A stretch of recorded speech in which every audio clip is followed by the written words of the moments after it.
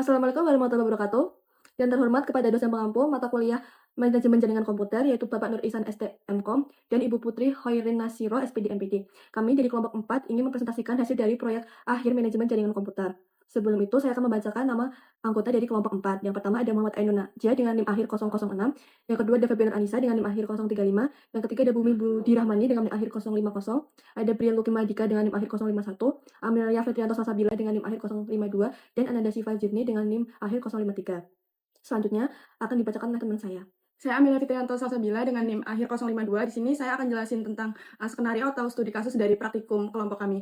Jadi untuk skenario atau studi kasus ini itu menggunakan 3 router mikrotik, yaitu router B1, router B2, dan router B3. Nah, itu tuh untuk menghubungkan 2 jaringan lokal, yaitu network A dan juga network B. Nah, network A ini memiliki IP 192.168.10/24 dan network B itu menggunakan IP 192.168.20.0/24. Nah, masing-masing jaringan itu terhubung ke router lokal, yaitu router B2 untuk network A dan untuk network B itu router B3. Nah, untuk router B1 itu berfungsi sebagai penghubung utama antar jaringan dan juga sebagai gateway menuju internet. Nah, router B itu juga terhubung ke router B1 itu terhubung ke router B2 melalui jaringan 192.168.3.0/24 dan router B3 itu melalui jaringan IP 192.168.2.0/24. Nah, router B1 itu juga memiliki akses ke internet melalui IP 10.10.10.2/24. Nah, melalui konfigurasi routing statis itu, seluruh perangkat dari dalam jaringan itu dapat saling terhubung dan juga mengakses internet. Untuk selanjutnya adalah langkah kerja dari praktikum ini akan dijelaskan oleh teman saya. Oke, saya Brian Luki Mardika dengan NIM 051. Di sini saya menjelaskan langkah praktikumnya. Yang pertama itu menyiapkan PC 1 dan PC 2 dan 3 mikrotik. Lalu kita menyeting mikrotik pada bagian edit, lalu virtual network editor. Lalu untuk menambahkan kita harus setting lalu ke yes. Oke, di sini kita menambahkan VMnet 2, 3, 4, 5 dan yang VMnet 8 itu untuk NAT. Lalu kita setting satu persatu untuk mikrotik dan PC-nya. Yang dimana PC 1 itu kita setting dengan adapter VMnet 4. Lalu PC 2 itu kita setting network adapternya itu VMnet 5. Lalu pada mikrotik 1 itu VMnet 8 itu NAT dan network adapter 2 itu ke VMnet 3. Lalu yang adapter 3 VMnet 2. Lalu pada mikrotik 2 itu network adapter yang pertama itu VMnet 2 dan adapter 2 VMnet 4 dan yang adapter 3 VMnet 8. Lalu yang terakhir itu mikrotik 3. Jadi adapter pertama itu VMnet 5 dan adapter 2 itu ke VMnet 3. Oke, di sini kita jangan lupa untuk menghidupkan sharing internet dari WiFi ke VMnet 8 agar mendapatkan akses internet. Kita membuka control panel, terus network and sharing center, lalu change adapter setting, terus kita melihat WiFi untuk dijadikan untuk mendapatkan internet dari WiFi tersebut. Kita klik kanan, lalu properties, WiFi-nya, lalu kita di sini ada networking dan sharing, kita klik yang sharing, lalu kita hidupkan yang ini, low order network, lalu kita gantikan dengan ini internet connection sharingnya ke VMnet 8 agar VMnet 8-nya nanti mendapatkan internet. Saya Muhammad Ainun Najah dengan NIM akhir 06 akan melanjutkan langkah kerja dari yang sebelumnya. Di sini selanjutnya itu kita melakukan setting pada mikrotik 1 dengan menambahkan IP address ke Ethernet 1, 2, dan 3. Di sini sebelumnya saya sudah menambahkan karena sudah praktek pada sebelumnya, dan di sini saya hanya menampilkan address yang sudah ditambahkan. Di sini sudah ditambahkan address Ether 1 dengan IP 192.168.137.2. Di sini selanjutnya itu menampilkan IP route yang menyesuaikan dengan IP addressnya tadi. Di sini selanjutnya menambahkan IP firewall NAT PRI-nya. Di sini sudah ditambahkan dengan chain SRCN NAT, source NAT, dan action masquerade. Dan pada interface-nya itu Ethernet 1. Untuk selanjutnya yaitu menambahkan DNS pada mikrotik 1. Kita masuk pada winbox yang dengan MAC address dari mikrotik 1. Di sini kita masuk ke IP, lalu ke DNS, dan juga sudah menambahkan 8.8.8.8 dan 8.8.8 dan 4.4 dengan dynamic server yang sesuai dengan gateway tadi. Selanjutnya itu kita lakukan setting pada mikrotik 2. Mikrotik 2 ini sudah ditambahkan sebelumnya sesuai dengan mikrotik 1 tadi. Di sini saya akan menampilkan address-nya. Sudah tampil sesuai dengan yang tadi.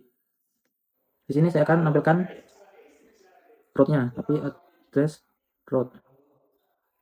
IP route rin. Dan sudah sesuai dengan gateway-nya tadi.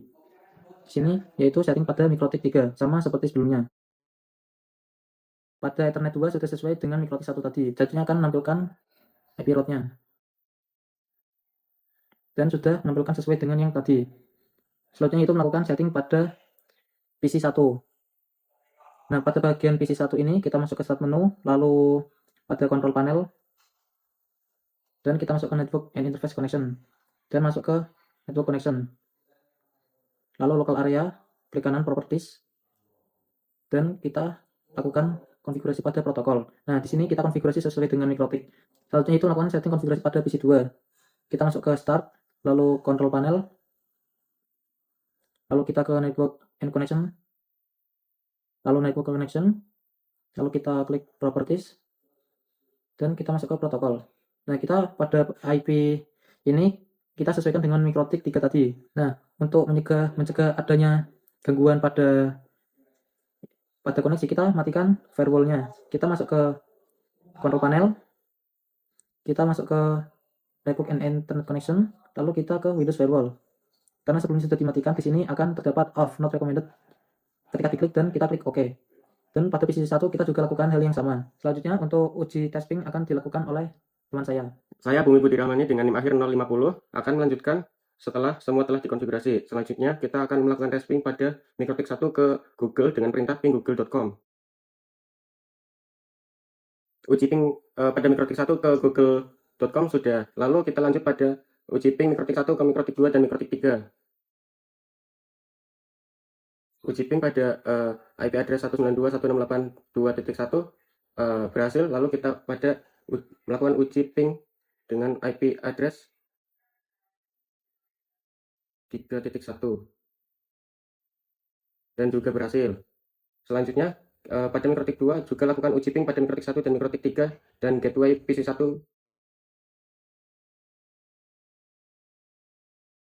Uji ping pada mikrotik 2 ke mikrotik 1 dan mikrotik 3 juga gateway PC1 sudah selesai. Lalu lakukan uji ping pada mikrotik 3. Lakukan uji ping ke mikrotik 1 dan mikrotik 2 dan gateway PC.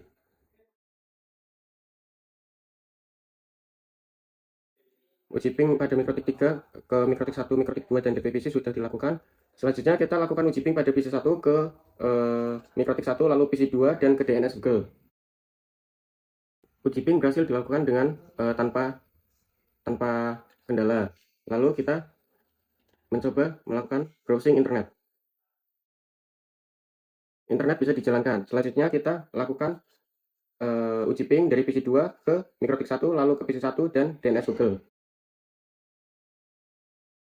Uji ping berhasil dilakukan. Selanjutnya kita juga akan mencoba internet PC2. PC2 bisa juga menggunakan internet. Selanjutnya kita melakukan uji ping command prompt dari Windows PC host menuju kedua PC client.